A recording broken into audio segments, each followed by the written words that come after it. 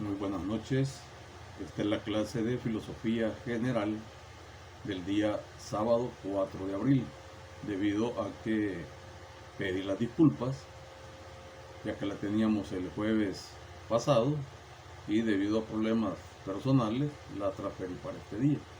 Así que vamos a dar inicio a esta clase y antes de comenzar la exposición sobre la temática, es necesario decirles que el contenido programático de esta asignatura en la unidad 4 lleva a que incursionemos en la parte de los antecedentes históricos de la filosofía y observemos la mentalidad de algunos filósofos, pensadores y tratadistas de las épocas originarias y otras más recientes,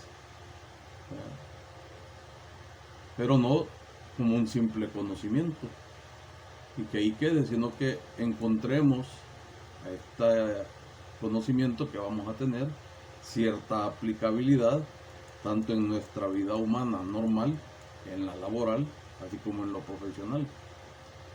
Ciertamente debe valorar el contenido de la siguiente clase usted como alumno, pero debo advertirle que el orden secuencial sería: primero, el documento de apoyo, que está referida al ámbito hindú y a China antigua.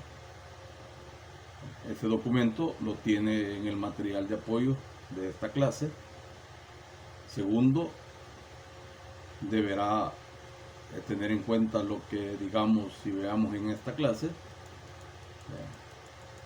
Y por último, están los videos de apoyo. Otra de las situaciones es que en algunos o muchos casos en esta exposición de este día escuchará mucho concepto desconocido para usted.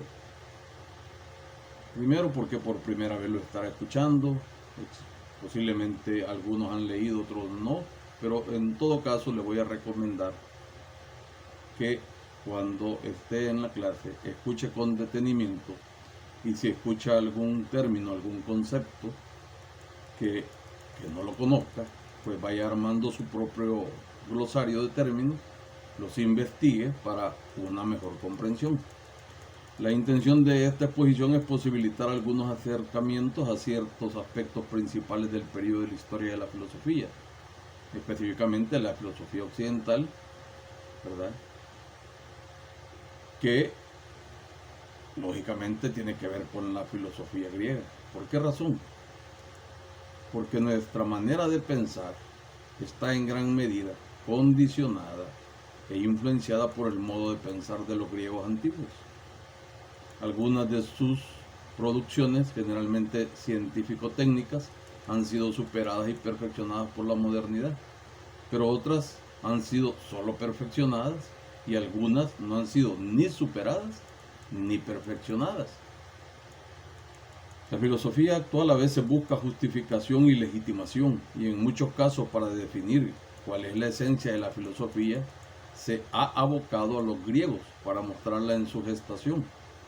Así lo hicieron el filósofo español Javier Zubiri, Martin Heidegger, que es alemán, Friedrich Nietzsche, que también es alemán, igual que Carlos Marx, y Georg Wilhelm Friedrich Hegel. Nosotros les debemos a los griegos en cierta medida una forma de pensar y un lenguaje, unos conceptos, en fin, que son en gran medida nuestros conceptos, o como dice Javier Zubiri, de manera muy personal, dice, es que el pensamiento griego pertenece al pensamiento occidental de una manera mucho más honda, que por haber sido el punto de arranque de unas especulaciones que han durado a lo largo de los siglos, Grecia pertenece a nosotros de una manera más fundamental, porque constituye permanentemente y todavía hoy la posibilidad misma de la filosofía occidental. Ciertamente los griegos ya pasaron, tal como lo estamos haciendo ver en estos elementos históricos. Materialmente ya pasaron los griegos.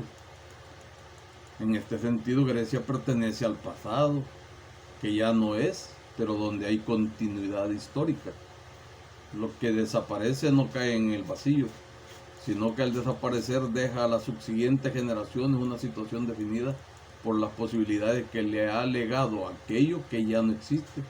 Y son estas posibilidades legadas a la posteridad las que constituyen y definen la situación de los sucesores. En este sentido, Grecia pertenece a las posibilidades internas de la filosofía occidental. Pero esta dialéctica de las posibilidades no consiste en una mera recepción, o sea, que solo se recibe lo que viene de allá, pues. Uno puede pensar que se trata de una mera continuación. Anaximandro, Parménides, Platón, Aristóteles, etc. han tratado una serie de temas, y de esos temas se va a continuar hablando dentro del mundo occidental. Esto es en parte verdad, pero no lo es fundamental, no es lo fundamental esto, porque a lo más conduciría a una especie de decir es un cóctel del pasado, es algo que usted mete en la licuadora y ya pasó. Entonces es un cóctel del pasado y del presente. Las ideas del mundo griego, el elenco de conceptos que el mundo griego nos ha otorgado como posibilidades intelectuales, se van a utilizar para resolver problemas completamente ajenos a la mente griega, para aplicación nuestra en la actualidad. Muchos de esos casos, la casi totalidad de los conceptos que forman el acervo de la filosofía occidental estuvieron de una u otra forma pensados por los griegos. Hay excepciones. Por ejemplo, el mundo griego jamás tuvo ni en el vocablo ni la noción de persona. El término persona no proviene de los griegos, o un concepto o un vocablo que respondiera a lo que nosotros entendemos por existencia, sino que apareció hasta allá por el siglo IV. Veamos la evolución de la filosofía griega, insistiendo en los conceptos que tal filosofía dio a luz y que han tenido una gran repercusión en la historia de la filosofía. Conceptos como logos, sofos, physis, doxa, dinamis, energia, eidos, pistis, polis, telos, etc. Entonces veamos cuál es el surgimiento de la filosofía griega. La filosofía griega es un proceso evolutivo en el que la filosofía nace arrancándose paulatinamente del mito. Ya vimos en otras clases anteriores lo del mito. Entonces la filosofía nace arrancándose paulatinamente, poco a poco, del mito. Se constituye y desarrolla, pero no se trata solo de un proceso meramente lógico o una mera evolución de puras ideas, sino un proceso que surge de las relaciones del ser humano con la naturaleza y la sociedad. Se trata de un proceso histórico sociocultural. Erróneamente se ha creído que en un momento dado del proceso histórico surge espontáneamente un interés en la pura contemplación desinteresada y racional, pero esto no es así. Veamos lo que dice Aristóteles al respecto. Y en este caso me voy a permitir leer textualmente. Dice Aristóteles que no se trata de una ciencia productiva. Es evidente ya por los que primero filosofaron, pues los hombres comienzan y comenzaron siempre a filosofar movidos por la admiración. Al principio admirados ante los fenómenos sorprendentes más comunes, luego avanzando poco a poco y planteándose problemas mayores, como los cambios de la luna, los relativos al sol y a las estrellas, a la generación del universo, pero en el que se plantea un problema o se admira, reconoce su ignorancia. Por eso también el que ama los mitos, dice, es en cierto modo filósofo, pues el mito se compone de elementos maravillosos. De suerte que si filosofaron para huir de la ignorancia, es claro que buscaban el saber en vista del conocimiento y no por alguna utilidad, y así lo atestigua lo ocurrido, pues esa disciplina comenzó a buscarse cuando ya existían casi todas las cosas necesarias y las relativas al ornato, por ejemplo, al descanso, y el ornato de la vida. Es pues evidente que no la buscamos por ninguna otra utilidad, sino que así como llamamos hombre libre al que pasa por ser a sí mismo, o sea, el hombre libre es libre, porque para sí mismo así es, no para otro. No es libre porque otro lo diga, es de acuerdo a mi naturaleza humana, a mi grado de comprensión, conciencia social y utilidad. Así consideramos a esta como la única ciencia libre, dice. Pues esta es solo para sí misma. La filosofía es únicamente para ella. Entonces, lo que está planteando Aristóteles es que la filosofía no depende de ninguna otra ciencia, sino que nace por propia esencia para servir a ella misma. No va a depender, la filosofía es libre por propia cuenta, no está sujeta a otra. Ahora, la filosofía, lógicamente hemos dicho, que le sirve a todas las ciencias. Pues esto alguien discutirá. Pues no a todas, ¿verdad?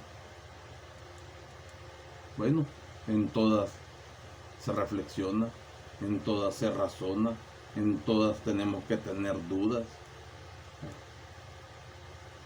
Entonces, y entre las ciencias también pensamos que es más sabiduría, la que se elige por sí misma o la que se elige por saber, que la que se busca a causa de resultados, y que la destinada a mandar es más sabiduría que la subordinada. Se hace ciencia solo por saber. ¿Será eso cierto? ¿No? Que se hace ciencia solo por saber. Entonces, esta es una pregunta. Aristóteles al respecto dice que la sabiduría, la filosofía, es una ciencia contemplativa, desinteresada, no productiva, pero también dice que la filosofía comenzó cuando ya estaban solucionadas las cuestiones productivas y de ornato de la vida. Por lo tanto, reconoce la importancia de las condiciones materiales para que surja lo espiritual. Solo cuando existe lo primero, se puede dar lo segundo. Solo cuando existe lo material, está diciendo, se puede dar lo espiritual. Podemos pensar, podemos razonar, podemos reflexionar sobre aquello. Sin embargo, Aristóteles olvida algunas cosas, sobre todo la importancia y decisiva influencia que los modos de inserción de los filósofos en la sociedad ejercen en su filosofía. En este sentido, el español Javier Zubiri afirma lo siguiente: toda filosofía tiene su base, como supuesto suyo, una cierta experiencia contra lo que es el idealismo absoluto, que es lo que ha pretendido. La filosofía no nace de sí misma, y ello en varios sentidos. Primeramente porque si así fuera, no sería explicable que la filosofía no hubiera existido plena y formal en todos los ángulos del planeta desde que la humanidad existe. En segundo lugar, dice Jorge Zubiri, porque la filosofía muestra un elenco variable de problemas y de conceptos. Finalmente y sobre todo porque la posición misma de la filosofía dentro del espíritu humano ha sufrido sensibles oscilaciones. Pero el que toda filosofía parta de una experiencia no significa que esté encerrada en esa experiencia, es decir, que sea una teoría de dicha experiencia. La filosofía puede contradecir y anular la experiencia que le sirve de base, inclusive desentenderse de ella y hasta anticipar formas nuevas de experiencia. Pero ninguno de estos actos sería posible sino poniendo el pie en una experiencia básica. Hay que partir de algo. Una experiencia básica que permitiera el brinco intelectual de la filosofía. Esto quiere decir que una filosofía solo adquiere fisonomía exacta referida a su experiencia básica. Experiencia significa algo adquirido en el transcurso real y efectivo de la vida. No es un conjunto de pensamientos que el intelecto forja, con verdad o sin ella, sino el haber que el espíritu cobra en su comercio efectivo con las cosas. Anaximandro, por ejemplo, nunca hubiera concebido su sistema cosmológico sin la influencia de las técnicas. Y no hubiera sido el poema de Parménides como fue si él no hubiera sido un legislador y hubiese vivido en una ciudad organizada social y políticamente de otra forma a como lo estaba Elea. Y se pueden multiplicar los ejemplos con los cuales se demuestra que no existe una ciencia puramente contemplativa o desinteresada, desligada de los procesos materiales y sociales desde los estudios de Bernan y de Thomson. Sabemos de la importancia de lo social, lo político y lo urbanístico, el espacio civil, aquellos elementos del ágora que tuvo en las visiones cosmológicas. En los textos de Aristóteles, citados antes, él ejemplifica su concepción de la filosofía mediante la referencia al hombre libre. El hombre libre era en Grecia el ciudadano que decía o se refería a él como polites. Pues es evidente que no lo buscamos por ninguna otra utilidad, sino que así como llamamos hombre libre al que es para sí mismo y no para ningún otro, así se considera a esta como la única ciencia libre, pues esta solo es para sí misma. La filosofía es exclusiva para ella misma, no depende de otra. La filosofía le sirve a otras. Entonces, los modelos socioformos, o sea, aquellos que están referidos a la estratificación social, a las castas, etc., influyen en la ciencia y la filosofía. El modelo que influye en la concepción aristotélica de la filosofía es el de la polites. Y esto se ve con claridad si analizamos la teoría del sophos. En Aristóteles el ciudadano, que es el polites, era considerado libre, pensador, poseedor de un estado soberano. Ese estado soberano es el que él se refería como polis. Inteligente, racional, no esclavo, que mandaba sobre los demás. Y son justamente las cualidades definitorias que Aristóteles estipula para el sabio y la sabiduría filosofía. Por tanto, para comprender cómo surge la filosofía griega, hay que entender y dar cuenta de los siguientes hechos. Cómo estaba constituida la sociedad griega, así como los procesos y evoluciones de tal sociedad. ¿Qué significó y la importancia que tuvo la polis? ¿Cuáles eran las visiones que tuvo y el lenguaje que escribió el mito sobre la sociedad y la naturaleza? Las influencias de la ciencia y las cosmovisiones orientales, el desarrollo de la lengua y la influencia e importancia de las técnicas vinculadas al desarrollo de la producción de mercancías.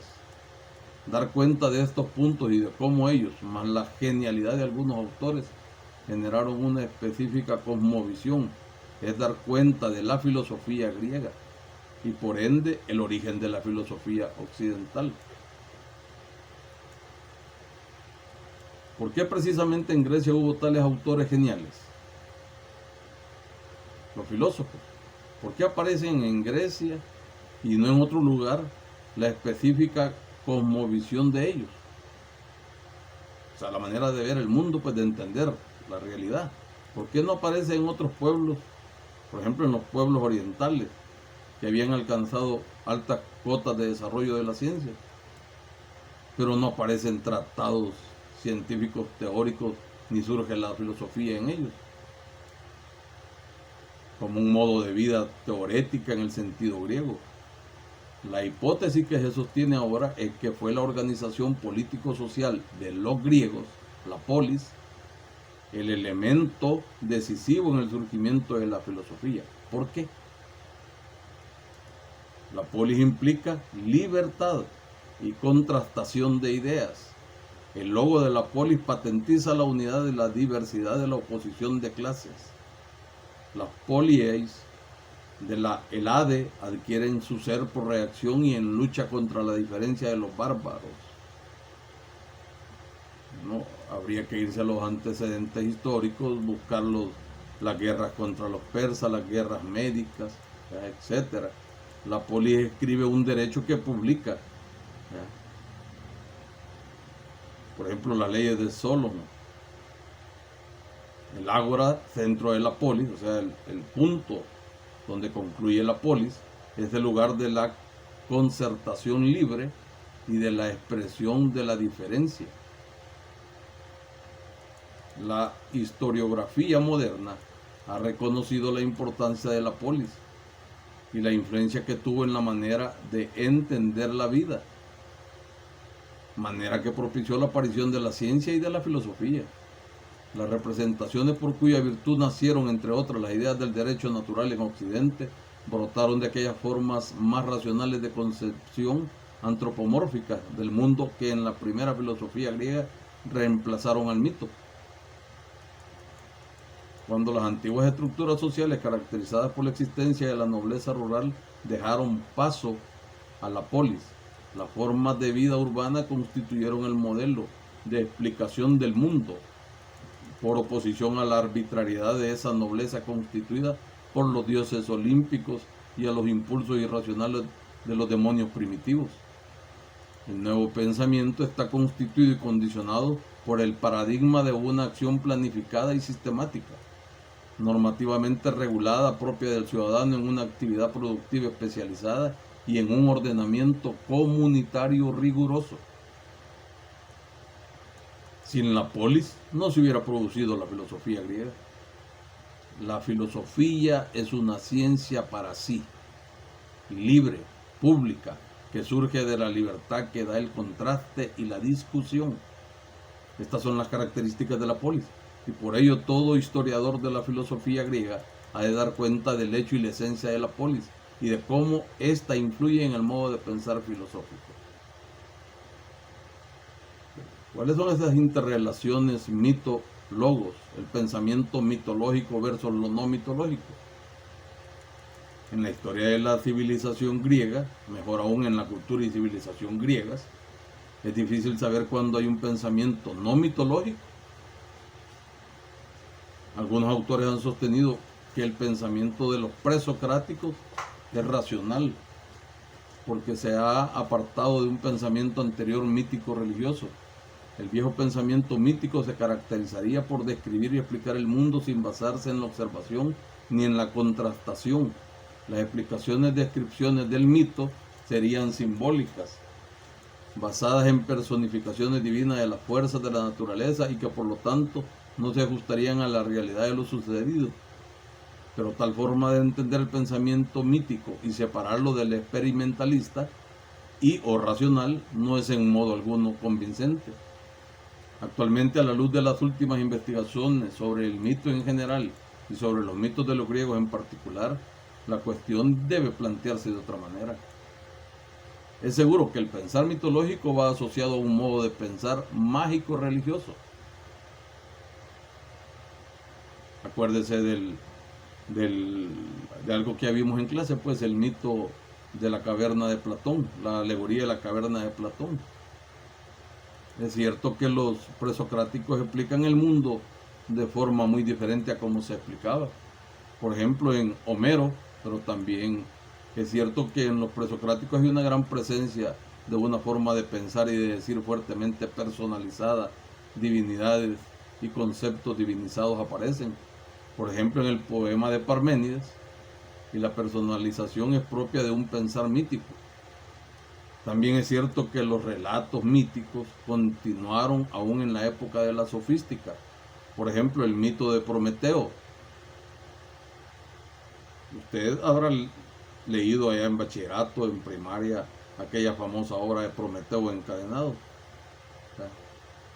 Pero también en el mito de Prometeo, narrado por Protágoras, es claro que este Protágoras utilizaba el ropaje del mito, o bien para prestigio literario, cultural de la tradición, o bien porque las gentes aún creían en él, pero Platón retoma las narraciones míticas con más seriedad y no solo como una alegoría. Los problemas son dos. Uno, cómo era el modo de pensar mitológico de los griegos. Y dos, cuándo se abandona ese modo de pensar y por qué. Aquí hay varios puntos de vista. J. Burnett sostiene que la filosofía de los presocráticos milesios es considerada como única, original y cualitativamente diferente de la producida por los babilonios, egipcios o sus propios predecesores en Grecia, que habrían explicado la realidad mitológicamente. Esto lo lograron porque estaban dotados de la aptitud innata para realizarlo. Para otro tratadista, Comfort, los griegos prearistotélicos no eran científicos, porque no recurrían a la experimentación para controlar y ratificar sus especulaciones, presentando los primeros filósofos versiones más o menos racionalizadas de ancestrales ideas de Hesiodo, entre otros, y de las cosmologías de Babilonia, que a su vez hundían sus raíces en las estructuras totémicas originales de las tribus salvajes. Entonces la filosofía presocrática sería una reestructuración más racional y más sofisticada de los mitos tribales, que se diferenciaría solo en la forma, pero no en el contenido. Otro autor, otro tratadista, G. Thompson, critica a Comfort en el sentido de que éste expone el hecho de la racionalización que experimenta el pensamiento con el surgimiento de la filosofía, de la naturaleza de los presocráticos, pero no lo explica adecuadamente a partir de la transformación y desarrollos inéditos que experimentaron las relaciones de producción que barrieron las estructuras tribales y campesinas, que es base social del pensamiento mítico. Al cambiar las relaciones de producción se transformó la estructura de la sociedad, generando una distinta concepción del mundo. Para la escuela francesa, donde los fuertes son Yernet, Bernan y otros, el dato fundamental y el que marca la diferencia es el surgimiento de la polis, en vez de hablar de pensamiento mitológico versus pensamiento racional. Hay que hablar de pensamiento prepolítico, en el sentido etimológico de polis, y de pensamiento político.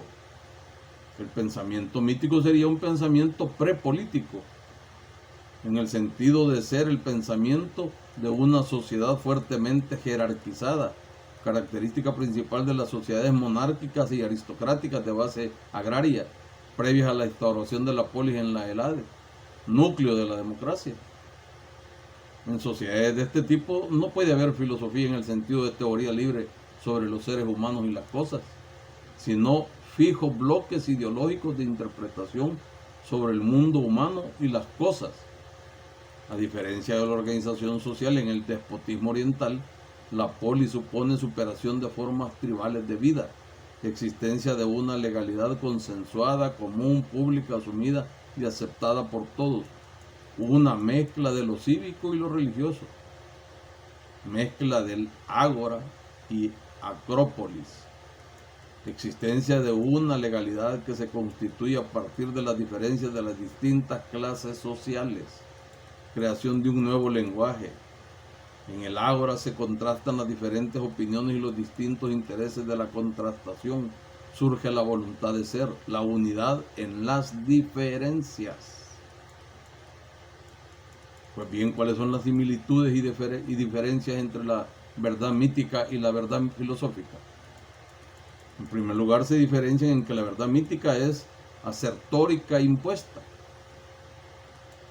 Se la cree sin contrastación, mientras que la verdad filosófica ya desde su inicio se destaca por la contrastación y el debate. Cada escuela filosófica o cada filósofo critica o modifica doctrinas anteriores. En segundo lugar, la verdad mítico-religiosa refleja el binomio autoridad-sumisión. Ese es el binomio autoridad-sumisión en la mítico-religiosa, en tanto que en la verdad filosófica se erige como la convivencia libre de los ciudadanos. Se diferencian también en el tipo de lenguaje que utilizan. La verdad mítico-religiosa se acompaña de poesía, canto y ritos religiosos. Posee la majestuosidad del poder, en tanto que la verdad filosófica se halla despojada de tales elementos. Es el paso de la poesía a la prosa. Este paso de la poesía a la prosa muestra claramente lo difícil que es trazar una línea de separación radical entre mito y logos. Eso ya lo vimos en clases anteriores, ¿verdad? El paso de mito a logos. Pues personajes tradicionales considerados como filósofos, por ejemplo el caso de Heráclito y Parménides, que usan un lenguaje poético, religioso y ritual. En gran medida, con Heráclito y Parménides se observa precisamente el paso de un pensamiento mítico religioso a otro plenamente no religioso. ¿Por qué usa una forma religiosa Heráclito en los 3 primeros fragmentos de su libro y Parménides en el proemio de su poema? Finalmente, la verdad mítico-religiosa era monolítica. Ello no propiciaba investigaciones nuevas, porque era la reproducción laudatoria de los mismos eventos. Es un desocultamiento de lo mismo, es una palabra de identidad. La reflexión filosófica, por el contrario, se introducía en la búsqueda de la diferencia o de la unidad de las diferencias. Sin embargo, ambas verdades se asemejan en algunos aspectos de algún modo. Ambos tipos de verdad son un esfuerzo por arrancarse a la ocultación. Aletheia es un término negativo. A es prefijo negativo que niega la raíz lete, lo que está oculto. Aletheia es verdad, significa desocultar, arrancar o arrancarse algo del olvido, salir algo a la luz, mostrar o mostrarse algo. La physis se muestra, el ser se muestra mediante la palabra.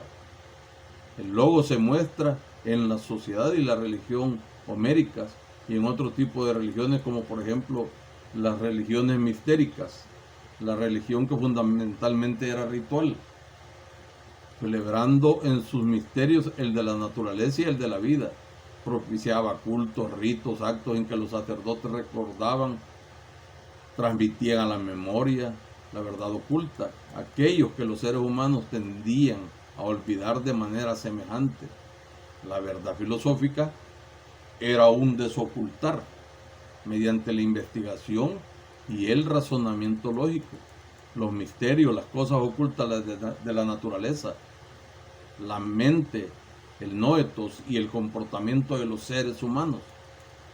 Ambos tipos de verdad, y esto es lo importante, eran solidarios con su contexto. Ambos fueron lo que tuvieron que ser. La verdad mítico-religiosa es el reflejo de una sociedad vertical, en tanto que la verdad filosófica es el reflejo de la diversidad contrastada libremente. No existe filosofía cuando la sociedad usa la cultura funcionalmente, esto es, acríticamente, al servicio del poder que controla a la sociedad. En tanto que hay filosofía cuando la reflexión crítico-comparativa genera la teoría, y esto sucede cuando aparece la policriega. Esto se puede ver también a la luz del lenguaje. Por ejemplo, la filosofía de Anaximandro sería una descripción del caos al cosmos. En el lenguaje puede verse eso, el paso del caos al cosmos. Pero ¿qué significa cosmos? Significa orden. Entonces la cosmología es el logos del cosmos. La descripción quiere decir del orden. Antes del logro de la polis, el logos lo era de un cosmos dado, pero que ni era criticado ni puesto en cuestión. Tal logo o el logos era pues una descripción narrativa exaltadora. La cultura era un discurso de alabanza. Cuando la polis adviene, se monta o se instaura un nuevo cosmos que por su esencia, por ser más racional, es el cosmos por excelencia, el cual genera una nueva cultura. Cosmos es primariamente el orden de la polis y el orden de la cultura que esa polis genera. Desde el momento que la polis se logra, tal orden que es humano, no divino, es perfectible tal cosmos. Entonces este tal cosmos posibilita un logos no descriptivo narrativo, sino crítico teórico. La sociedad griega nos ha dado los siguientes conceptos básicos: orden, acrópolis, ciudadano, aerópago, el ágora. Y la cultura de tal sociedad acuñó los siguientes conceptos: arete, virtud y perfección. Era virtuoso el ciudadano que seguía los ideales colectivos de la polis por encima de los intereses de clase, el que defendía la ley de la polis, paideia, es decir, educación. El ciudadano era educado en tanto en cuanto más asumía, se formaba en los ideales de la polis y contribuía con su crítica a la formación y al cumplimiento de la ley. Entonces veamos esas interrelaciones: sociedad, cultura, filosofía. Interrelaciones, sociedad, cultura, filosofía. Hasta este momento he estado planteando o tratando de explicar cómo surge la filosofía a partir de las correlaciones dinámico-dialécticas entre sociedad, cultura, filosofía. Las variaciones culturales y filosóficas en función de la evolución de la institucionalidad político-social de la Helade, lo cual no significa un mero condicionamiento de abajo hacia arriba, sino también de arriba hacia abajo. Es decir, de la cultura hacia la institucionalidad social, de la cultura hacia la institucionalidad social y política. Se trata de una correlación estructural, y en la estructura por definición hay codeterminación de los momentos que la configuran. Pues bien, las evoluciones, la institucionalidad política social de la Helade fueron a grandes rasgos como sigue. La aristocracia fue la primera organización de la polis, y su cultura y su arete fueron correspondientes con ello. Poetas como Píndaro, los Juegos Olímpicos, la exaltación de la belleza masculina, etc., son algunas manifestaciones culturales de dicho periodo. Después adivino la tiranía. O sea, aparece la tiranía con una cultura isomórfica. Finalmente se generalizó la democracia en casi toda la Helade. Cada momento político generó un tipo de cultura, pero todos los momentos mencionados eran momentos o despliegue de la polis. Atenas, que fue la polis de mayor movilidad política en la que se desarrollaron típicamente los momentos mencionados, fue la ciudad-estado en la que más ampliamente se desarrolló la filosofía. Antes de las guerras médicas, la filosofía floreció en las costas del Asia Menor, porque muchos de los italianos eran emigrados provenientes de las costas del Asia Menor. Luego, la reflexión sobre los muchos modos políticos, dio como resultado la filosofía de los sofistas. Posteriormente constituida ya las escuelas filosóficas, la nueva filosofía fue una respuesta a los problemas agonales de la filosofía anterior, pero estando la nueva filosofía condicionada por las nuevas situaciones sociales y culturales. Tradicionalmente la historia de la filosofía griega suele dividirse en presocráticos, Sócrates y los postsocráticos. Para algunos autores esta división les parece inadecuada y proponen otras denominaciones alternativas. Así, por ejemplo, dicen antes y después de Parménides, o bien, es decir, filosofía pre-sofística y post-sofística. Fue Cicerón quien escribió que Sócrates hizo bajar la filosofía del cielo a la tierra. Esa es la razón originaria de la división de la filosofía griega en presocráticos y postsocráticos.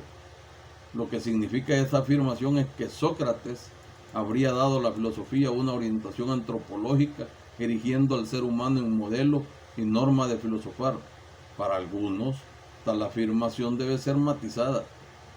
Sócrates solo seguía, aun cuando aportase novedades y variaciones, los problemas plantados en su época por los sofistas. Pero por otro lado, el concepto filosófico por excelencia es el de ser. Y dicho concepto lo acuñó Parménides, y el reto de pensar el ser lanzado por Parménides es lo suficientemente importante para periodizar la historia de la filosofía griega en antes y después de Parménides.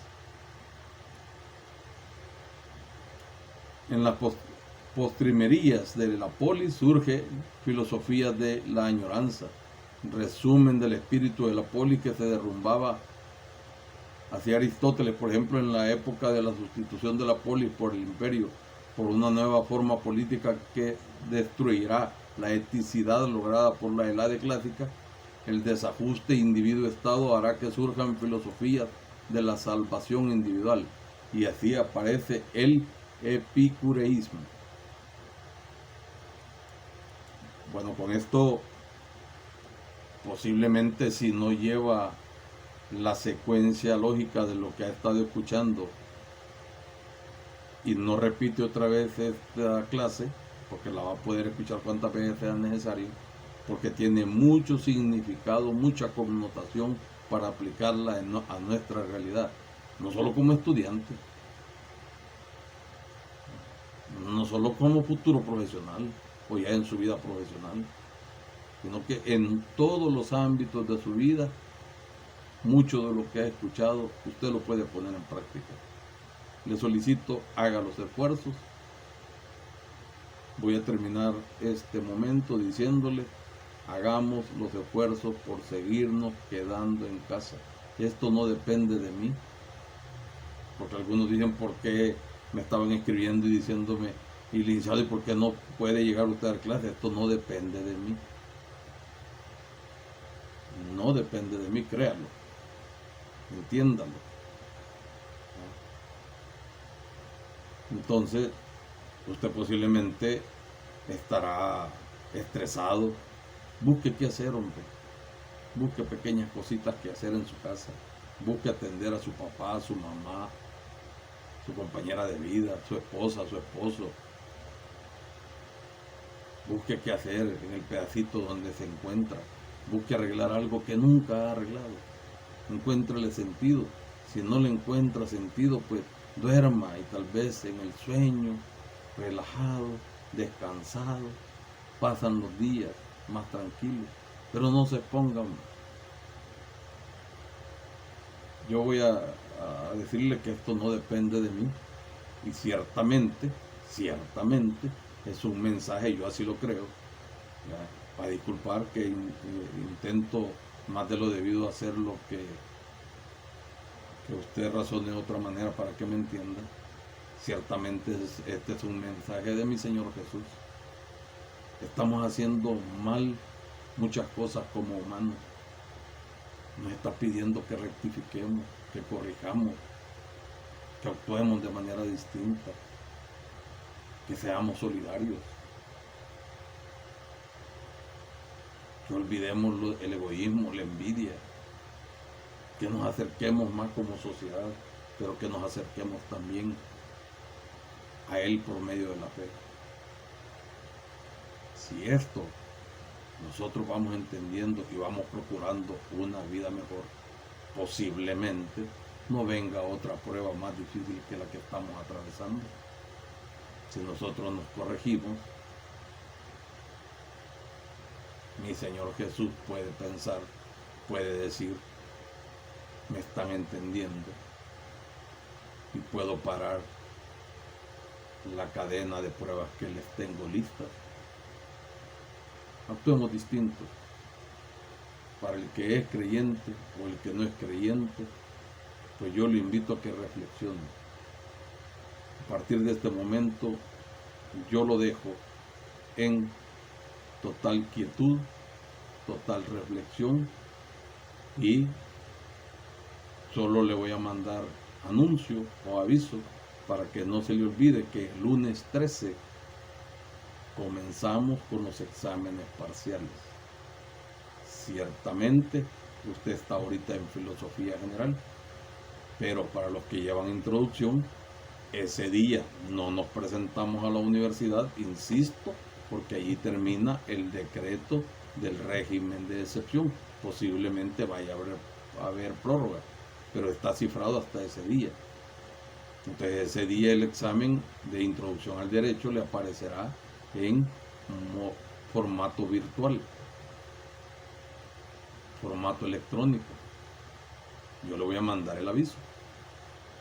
Si para el día martes, que es 14 de abril, ya no hay decreto y las autoridades de la universidad me ordenan que nos tenemos que presentar todos, pues así será.